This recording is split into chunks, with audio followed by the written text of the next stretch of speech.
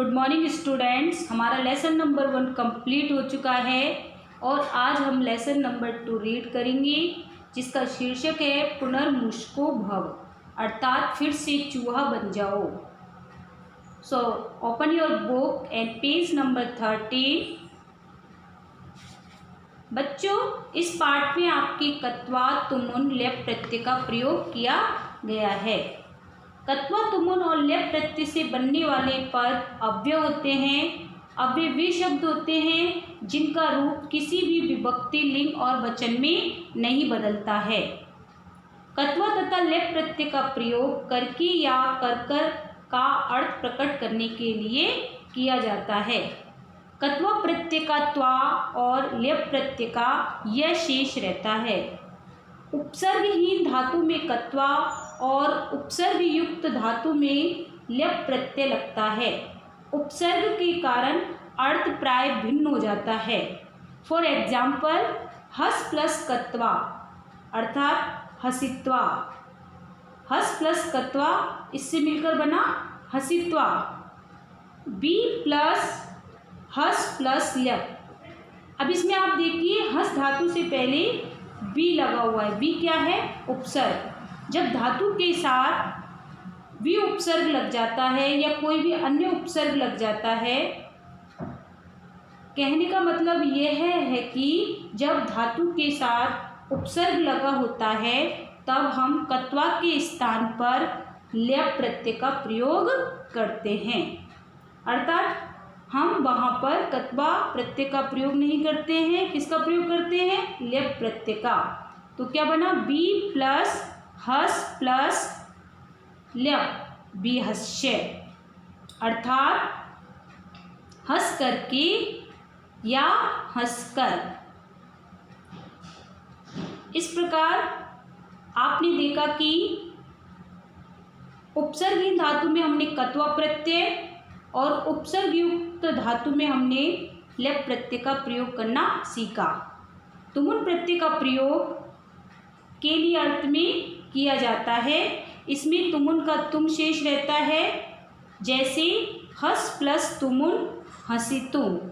इसी तरह पट प्लस तुमुन पठितुम, नम प्लस तुमुन नंतुम। बच्चों, चलिए हम लेसन नंबर 2 की ट्रांसलेशन करते हैं। गौतमस्य महर्षि तपोवने महातपा नाम मुनि आसी। गौतम महर्षि के तपोवन में महातपा नाम के मुनि थे, अर्थात महातपा नाम के मुनि रहते थे। सह मुनि एकदा काके नियमानम मूषक शावकम अपश्यत। उन मुनि ने एक बार काके में कौवे द्वारा ले जाते हुए एक चूहे के बच्चे को देखा। ततः स्वभाव दयात्मा मुनि तम शावकम अरक्षत। तब स्वभाव से दयालु मुनि ने उस चूहे के बच्चे की रक्षा की। अन्न कणे संवर्धत्य, और अन्न के कणों से उसका पालन पोषण किया।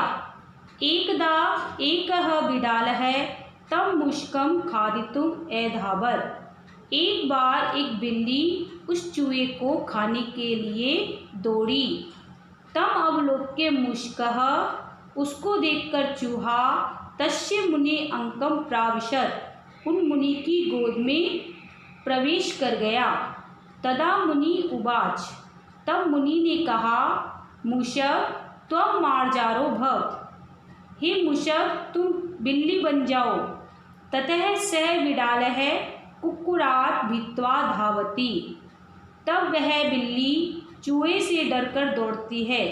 इदं दृष्ट्वा मुनि एकथयत्, यह देखकर मुनि ने कहा, कुक्कुरात् विवेशी, कुत्ते से डरती हो? त्वम् अपि कुक्कुरो भव, तुम भी कुत्ता बन जाओ। अधुना सः कुक्कुरः व्याघ्रात् भीतः भवति।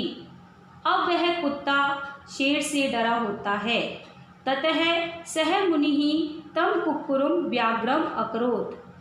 तब उन मुनि ने उस कुत्ते को शेर बना दिया।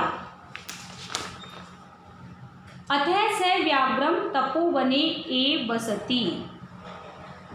इसके बाद वह शेर तपोवन में ही रहता है।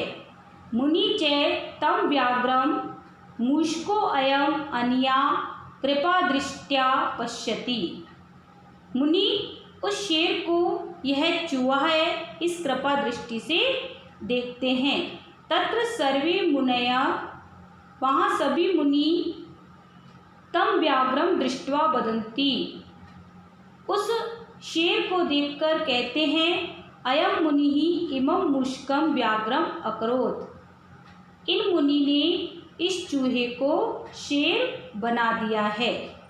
कहने का तात्पर्य यह है कि मुनि तो उस शेर को यह चूहा ही है इस दृष्टि से देखते हैं, लेकिन जो आश्रम के मुनि हैं वो जब भी उस शेर को देखते तो उसके सामने कहते कि मुनि ने इसे चूहे से शेर बना दिया है।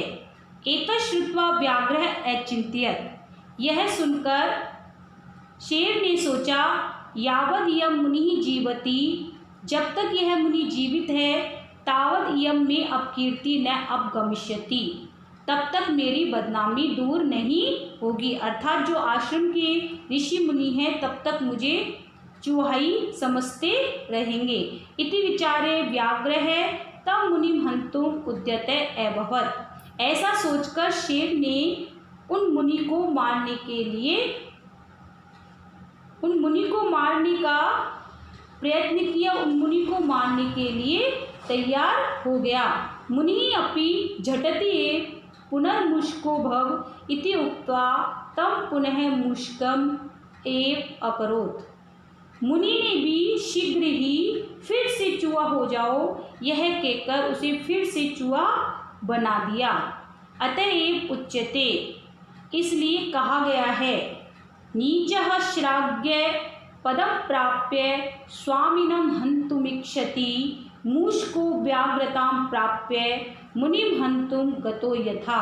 अर्थात नीचः दुष्ट व्यक्ति श्लाघ्य पदम प्राप्य, उच्च पद को प्राप्त करने के पश्चात, प्रशंसनीय पद को प्राप्त करने के पश्चात स्वामिनं हन्तुम इच्छति, अपने ही मालिक को मारने की इच्छा रखता है।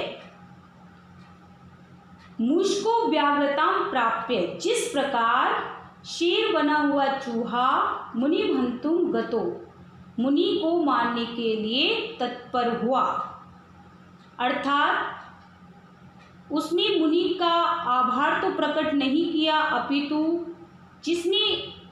जिस मुनि ने उसे चूहे से शेर बनाया वह उसी मुनि को मारने के लिए तैयार होता है, लेकिन इस बात को भूल जाता है कि जो मुझे चूहे से शेर बना सकता है फिर से मुझे शेर से चूहा भी बना सकता है।